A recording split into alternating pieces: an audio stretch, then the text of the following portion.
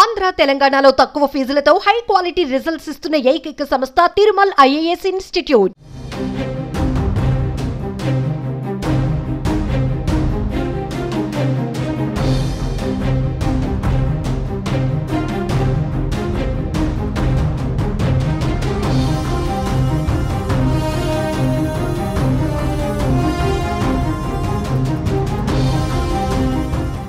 హైదరాబాద్ లో ఐటీ అధికారులు దూకుడు ప్రదర్శిస్తున్నారు. మంగళవారం ఉదయం నుంచి ఒక్కసారిగా దాడులు చేస్తున్నారు.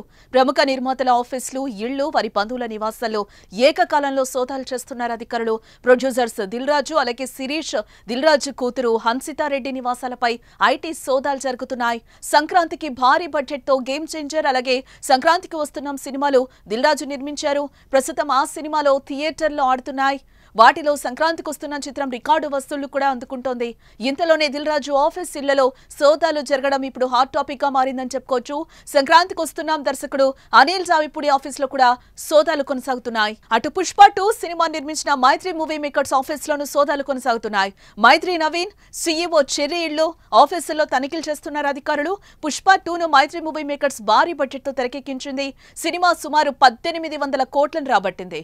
ఈ నేపథ్యంలో వారి ఇళ్లలో తనిఖీలు చేపట్టి వివిధ పత్రాలను అధికారులు పరిశీలిస్తున్నారు. కోట్ల రూపాయల బడ్జెట్ నిర్మించిన చిత్రాల్లో భారీగా పన్ను ఎగవేస్తున్నారని ఐటీ శాఖ అనుమానిస్తోంది. ఈ నేపథ్యంలోనే ప్రముఖ నిర్మాతలు, డిస్ట్రిబ్యూటర్స్ లక్ష్యంగా దాడులు చేపట్టారు. సింగర్ సునీత భర్త రాముకు సంబంధించిన మ్యాంగో మీడియా సంస్థ పైన కూడా ఐటీ దాడులు జరుగుతున్నాయి. మ్యాంగో మీడియా సంస్థ భాగస్వాముల ఇళ్లలో సోదాలు చేస్తున్నారు అధికారులు. నగరంలో మొత్తం 65 బృందాలుగా ఐటీ అధికారులు ఈ తనిఖీలు చేస్తున్నారు. Banjara hills, Jubilee hills, Kondapur, Gachibowli సహా పలు ప్రాంతాల్లో ఐటీ దాడులు కొనసాగుతున్నాయి.